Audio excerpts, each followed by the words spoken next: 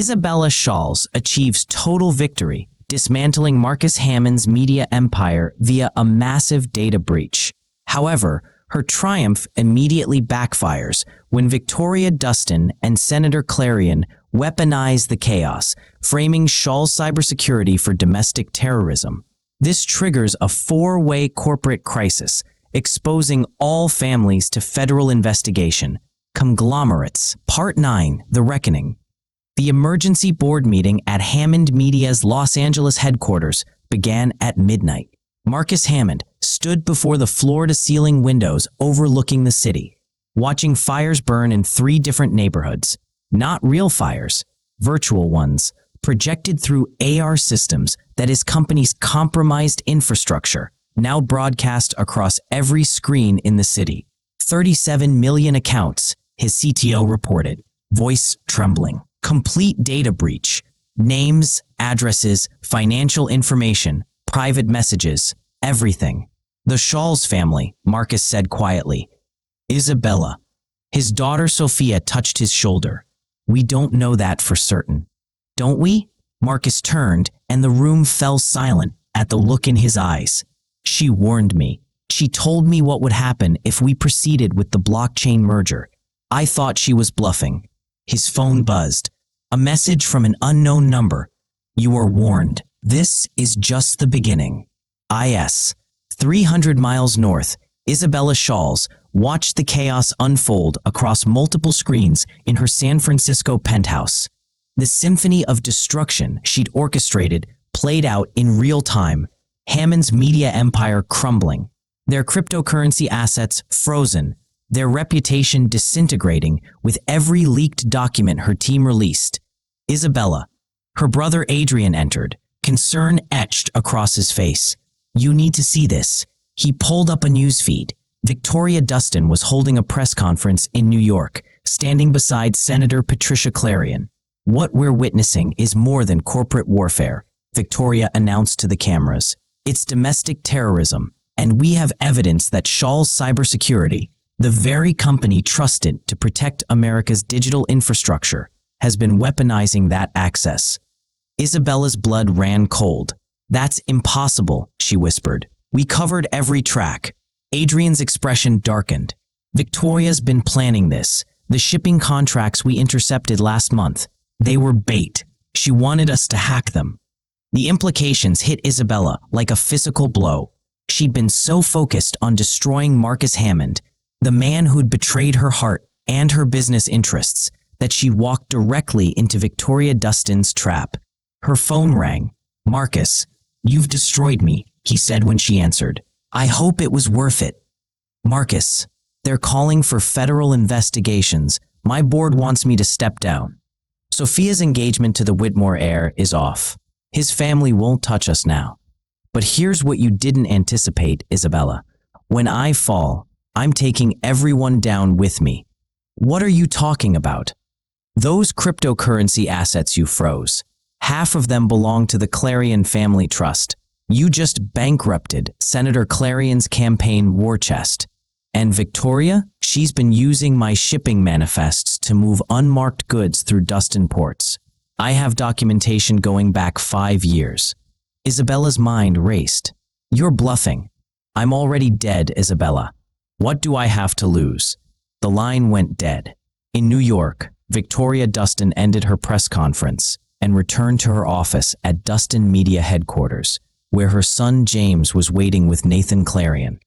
The Schols response? She asked. Radio silence so far, James reported. But Isabella's too smart to stay quiet long. She'll retaliate. Nathan loosened his tie, the weight of what they'd unleashed evident in his posture. My mother is risking everything on this.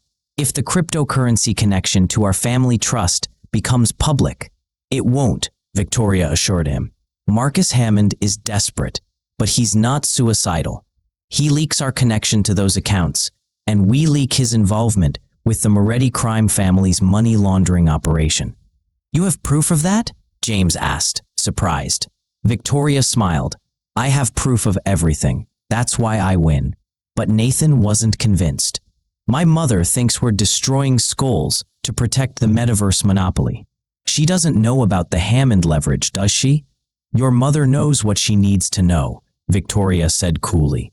Just like she doesn't know about your relationship with Sophia Hammond. Nathan's face went pale. James looked between them. Realization dawning. Nathan, James said slowly. Tell me you're not that stupid. It was months ago, Nathan said defensively. Before any of this started, we met at a conference in Dubai. Does Isabella know? Victoria interrupted. No, God, no. Sophia and I kept it completely private.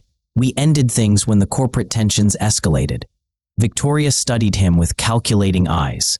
And you're certain Sophia doesn't know about our arrangement? About the real reason you pursued her? Nathan's silence was answer enough. James stepped forward. Mother, what did you do? I created leverage, Victoria said simply. Nathan was supposed to get close to Sophia Hammond, gather intelligence about Marcus's strategic plans. It was never meant to become real, Nathan finished bitterly. You played me, both of us. I positioned us to win, Victoria corrected. There's a difference. A notification flashed across her screen. Another message, this one that made her confident expression falter. What is it? James demanded. Victoria pulled up a video feed. Senator Patricia Clarion was being led out of her Manhattan office in handcuffs, surrounded by FBI agents. The news chyron read, Senator Clarion arrested in cryptocurrency fraud scheme. No, Victoria whispered. This isn't possible. We buried the connection. Her phone rang. Isabella Schols. You wanted war, Victoria. Isabella's voice was ice. You should have studied your history. I never lose. You're destroying everything, Victoria said. The investigations will uncover all of it. Your hacks, our arrangements, Marcus's crimes.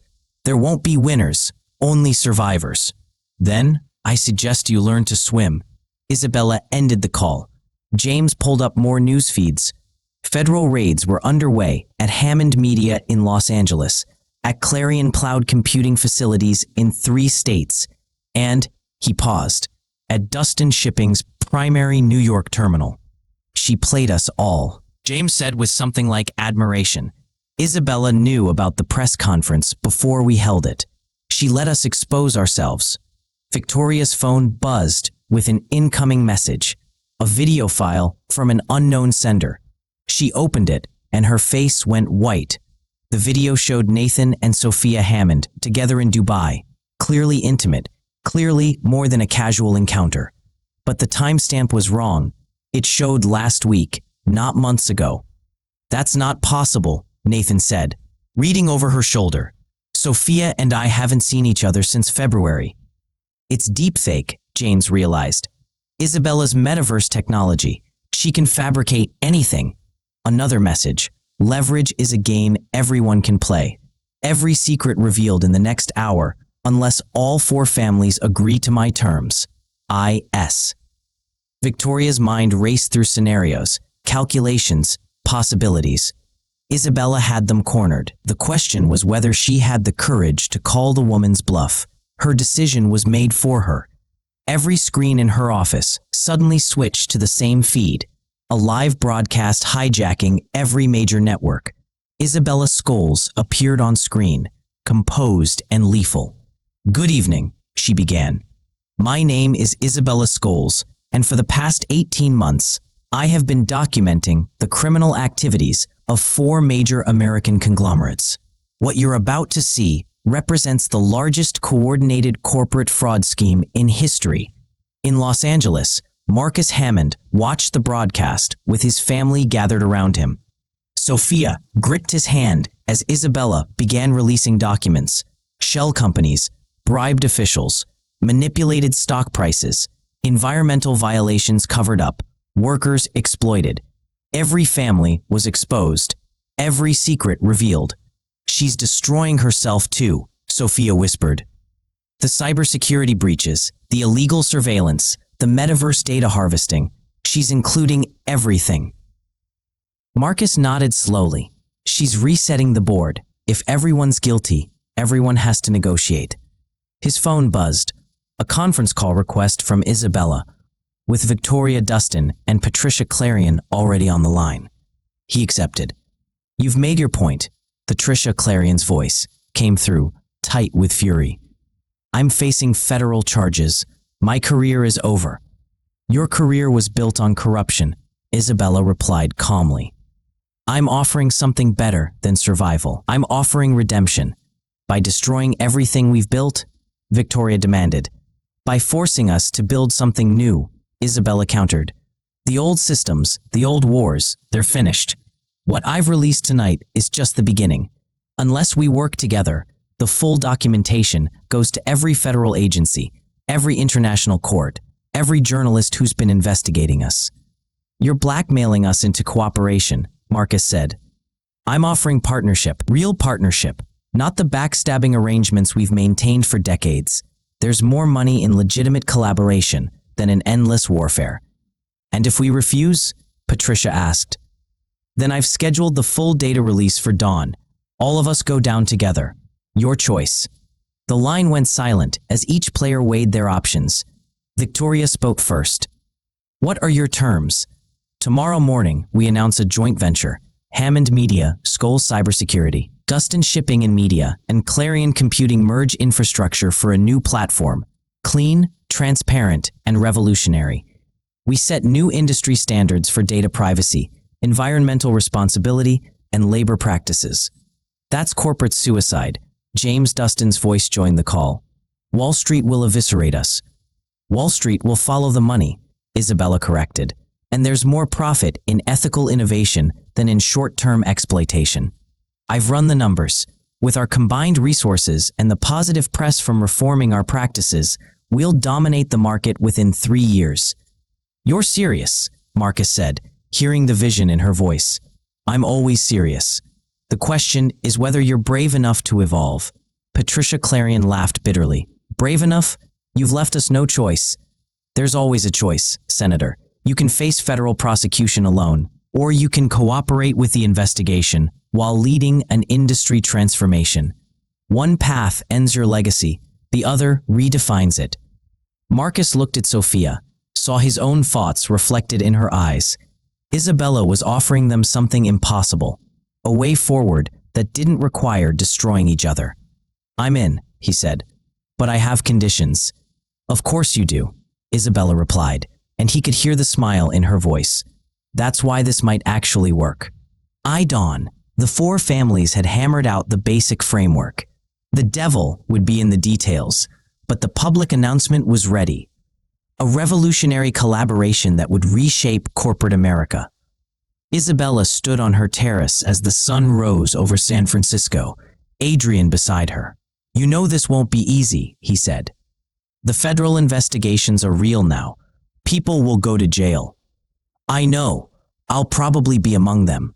Then why do this? Isabella was quiet for a moment. Because Marcus was right about something he said months ago. We're all so busy destroying each other that we've lost sight of what we could build. I'm tired, Adrian. Tired of the wars, the secrets, the constant calculation. This might be the only way to actually change things. Or it might be the most elaborate revenge scheme in corporate history, Adrian suggested. Isabella smiled. Can't it be both? Her phone rang. Marcus again. We need to talk, he said when she answered. In person, about what happens next. I'm listening. Not on the phone. Neutral ground. There's a place in Big Sur, halfway between our cities. Today, just the two of us. Isabella's pulse quickened. The strategic part of her brain screamed trap, but another part, the part she'd been suppressing for 18 months, wanted desperately to see him again. I'll be there, she said. The restaurant overlooked the Pacific, perched on cliffs that plunged into churning water.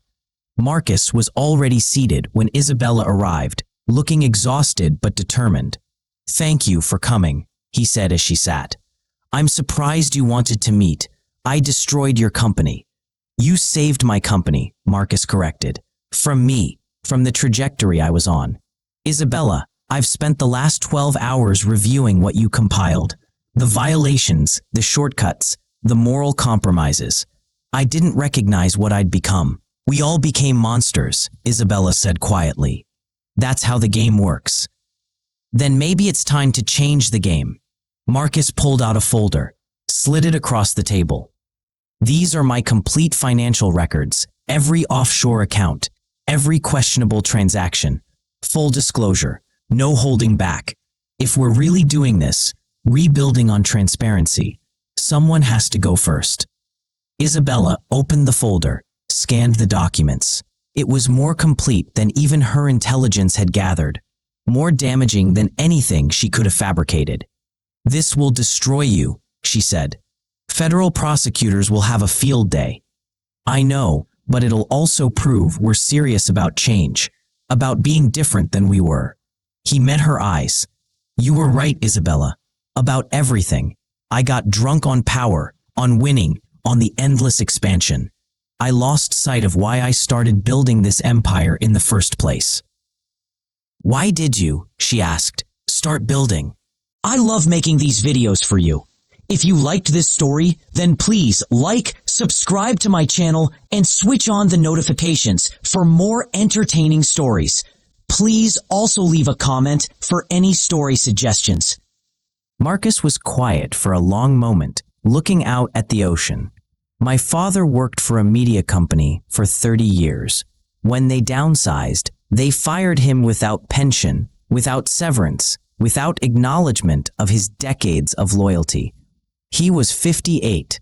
He never recovered, never found comparable work. I watched him break, piece by piece, until there was nothing left. He turned back to Isabella. I told myself I would build something different, a company that valued people, that created things that mattered. Somewhere along the way, I became exactly what I hated. Isabella felt something crack in her chest, the armor she'd worn for so long suddenly too heavy to maintain. My mother was a programmer, she found herself saying. Brilliant, ahead of her time. She developed security protocols that companies still use today. But she was a woman in tech in the 80s, so men took credit for her work, stole her innovations, locked her out of her own creations. She died when I was 16, bitter and forgotten.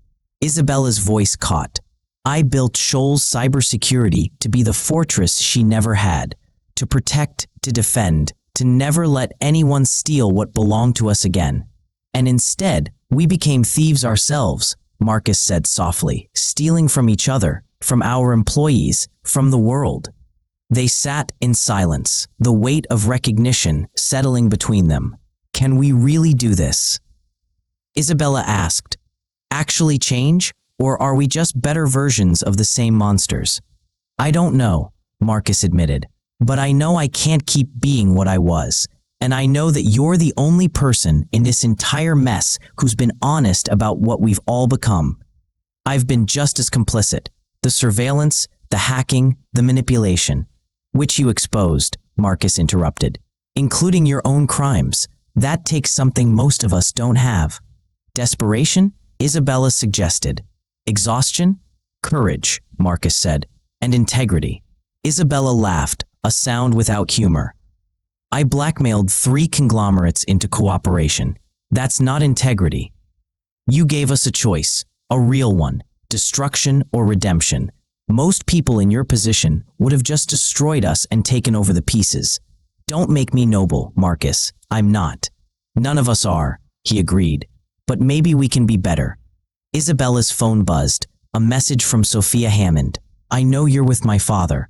Tell him I love him. Tell him I'm proud of what he's doing. And thank you for giving him, giving all of us, a chance to be better. She showed Marcus the message. His eyes filled with tears. Sophia knows? Isabella asked gently. About Nathan Clarion? Marcus nodded. She told me everything this morning. The relationship, the manipulation, all of it. She's devastated, but also stronger than I gave her credit for. She wants to help rebuild. To be part of the solution. Nathan didn't know he was being used, Isabella said. Not at first. Victoria positioned him, but what developed between them was real. I've seen the surveillance data. You were watching my daughter? I was watching everyone, Isabella said bluntly. That's who I've been. But yes, I specifically monitored Sophia because she was leverage against you. I'm not proud of it. Marcus absorbed this, the full weight of their mutual violations settling between them. Are we capable of being the people this new world requires? He asked finally. Or will we just revert to old patterns? I don't know, Isabella admitted. But I know that I'm tired of being alone in the fight, tired of trusting no one, of calculating every interaction, of treating people as assets or threats. I want. She stopped, surprised by the emotion in her voice. What do you want? Marcus asked softly. Something real, Isabella said. Something that isn't built on leverage or strategic advantage. I want to wake up without immediately plotting 3 moves ahead. I want to build something that makes my mother's ghost smile instead of looking at me with disappointment. Marcus reached across the table, hesitated, then took her hand. The touch was electric, not with passion, but with recognition. 2 people who'd fought so long they'd forgotten what peace felt like. Then let's build that, he said. Together, not as rivals, not as uneasy allies, but as actual partners. The others won't trust it, Isabella warned. Victoria especially will look for the angle, the hidden agenda. Then we prove there isn't one. Full transparency, open books, genuine collaboration. We set the standard so high that everyone else has to follow. And when we fail, Isabella asked, because we will fail. Old habits, old fears, they don't disappear overnight. Then we fail honestly, Marcus said, and we try again. We keep trying until we get it right. Isabella studied him, searching for the deception she'd always expected, the manipulation that had defined their relationship. But all she saw was exhaustion and hope, and the same desperate desire for something different. Okay, she said finally. Let's try. The press conference 3 days later drew every major media outlet. The 4 families stood together on a stage in San Francisco, neutral ground, presenting their unprecedented partnership. Victoria Dustin spoke first, laying out the business framework. Patricia Clarion, free on bail, but determined to fight for her reputation, detailed the ethical standards they would implement. Marcus Hammond described the media transparency protocols that would prevent the propaganda and manipulation their companies had previously deployed, and Isabella Schols, the architect of both their destruction and salvation, outlined the technological infrastructure that would make it all work. We stand before you as examples of corporate excess, she concluded. We have exploited, manipulated, and prioritized profit over people. We have violated trusts, broken laws, and damaged the social fabric we claim to serve. Some of us will face legal consequences for those actions. All of us will face public scrutiny and skepticism. We deserve both. She paused, looking at her unlikely partners. But we also stand before you with a choice. We can continue the old patterns, the endless wars, the zero-sum thinking, the race to the bottom. Or we can build something new, not perfect, but better. Not immediately trustworthy, but working toward accountability. Not revolutionary overnight, but committed to evolution. Will we fail? Isabella continued. Probably. Will we disappoint some of you? Certainly. Will there be setbacks, scandals, and struggles? Absolutely. But we're committing publicly, with oversight from federal regulators and independent monitors, to being different than we were. The questions from reporters were harsh, skeptical, and deserved. They spent 3 hours answering them, not deflecting, but engaging honestly with every criticism. Afterward, exhausted and wrung out, the 4 families gathered in a private room. Well, James Dustin said, that was horrible.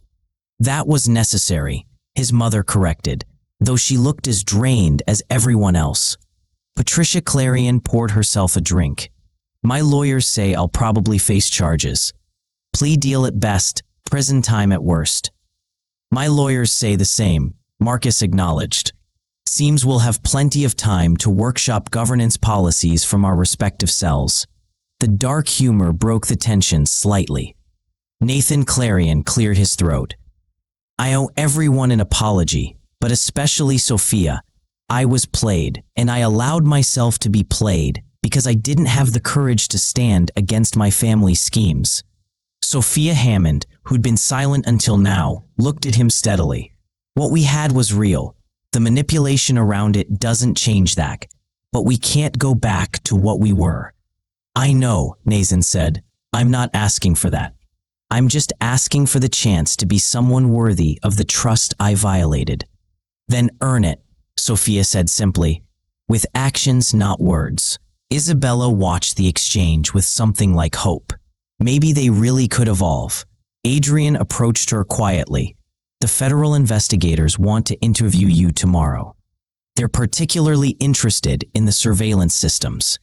I know. I'll cooperate fully. Isabella, they're talking about espionage charges. This could mean serious prison time. I know, she repeated. I knew that when I released everything.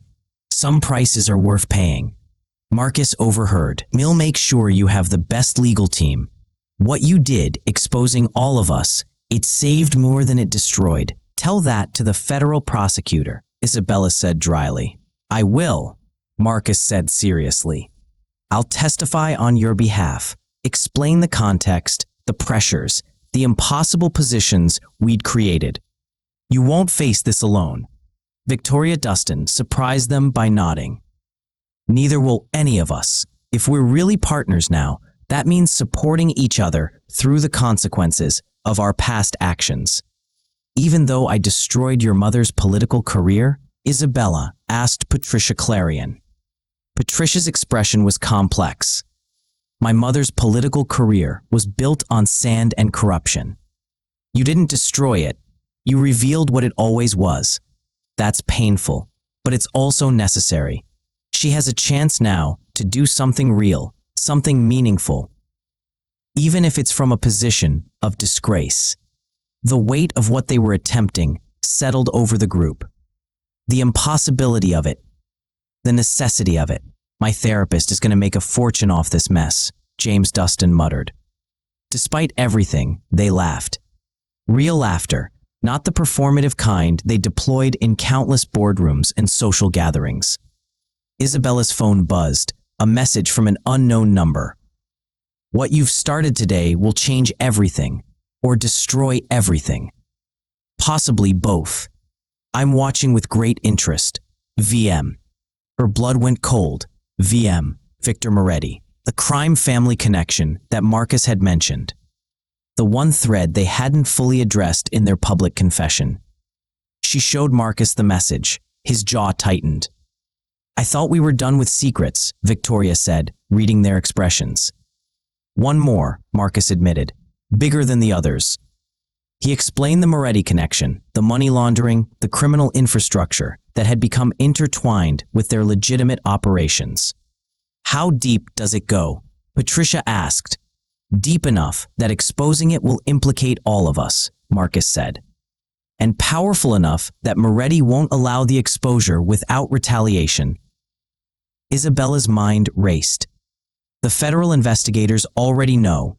It's in the documentation I released. They just haven't connected all the pieces yet.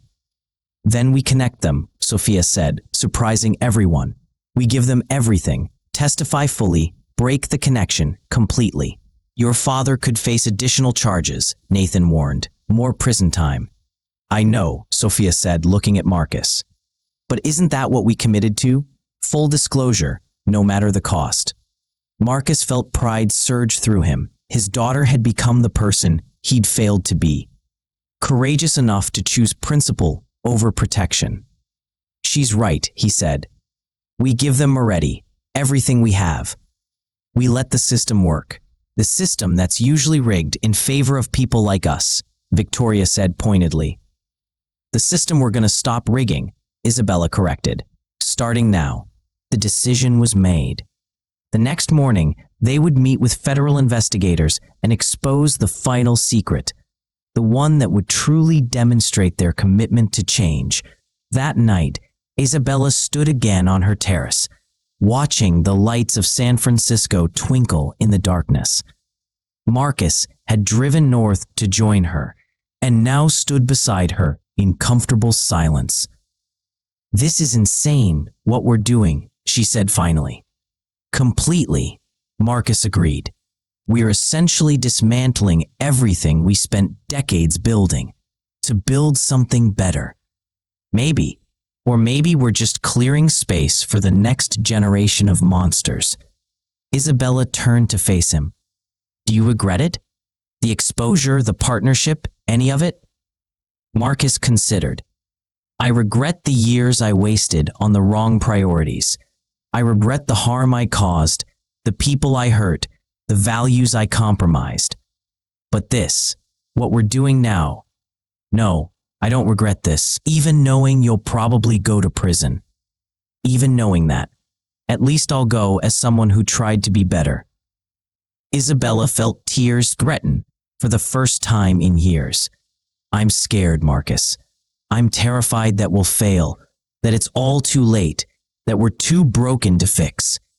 He pulled her into an embrace, and she let herself lean into it, let herself be vulnerable in a way she'd never allowed before. "Then we'll be scared together," he said, "and we'll fail together if it comes to that. But at least we'll be trying." They stood like that as the night deepened around them, two former enemies finding unexpected solace in shared purpose. "What happens tomorrow?" Isabella asked. "Tomorrow we tell the truth about Moretti. Then we start building the infrastructure for the new partnership. Then we probably get arrested." "Busy day?" "Very." Marcus pulled back slightly, looking down at her. "Isabella, what we have is complicated," she finished. "Messy and imperfect, and built on a foundation of mutual destruction. After the trials and the rebuilding and the long climb back to some version of redemption, maybe then we could be something." "I'll wait," Marcus said simply. "However long it takes." "That's a terrible strategy," Isabella pointed out. "Emotionally and practically. Good thing I'm learning to value things beyond strategic advantage." Despite everything, the looming investigations, the certain prosecution, the impossible task ahead, Isabella smiled. "We really are insane," she said. "Completely," Marcus agreed, and kissed her. It wasn't a kiss of passion or possession, but of recognition and promise. Two broken people, acknowledging their damage while daring to hope for healing. When they parted, Isabella's phone was buzzing. Adrian, with updates on the Moretti situation. Victoria, with questions about tomorrow's testimony. Patricia's lawyers, coordinating strategies. The endless demands of the corporate war that was becoming a corporate peace. "Back to work?" Marcus asked.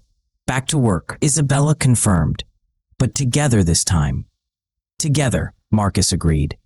They returned to their separate corners to handle the night's crises, but something had shifted. The isolation they'd both worn like armor had cracked, letting in the possibility of genuine partnership. The road ahead would be harsh. Federal prosecutions, public scrutiny, business challenges, and the constant temptation to revert to old patterns. Some of them would go to prison. All of them would face consequences. The partnership might fail spectacularly, but for the first time in years, Isabella felt something beyond strategic calculation. She felt hope. Fragile and improbable, but real. And as dawn broke over San Francisco, 4 families who had been locked in corporate warfare, prepared to face their reckoning together, ready to build something new from the ashes of what they'd destroyed. The game had changed. The question was whether they could change with it. The end. I love making these videos for you. If you liked this story, then please like, subscribe to my channel, and switch on the notifications for more entertaining stories. Please also leave a comment for any story suggestions.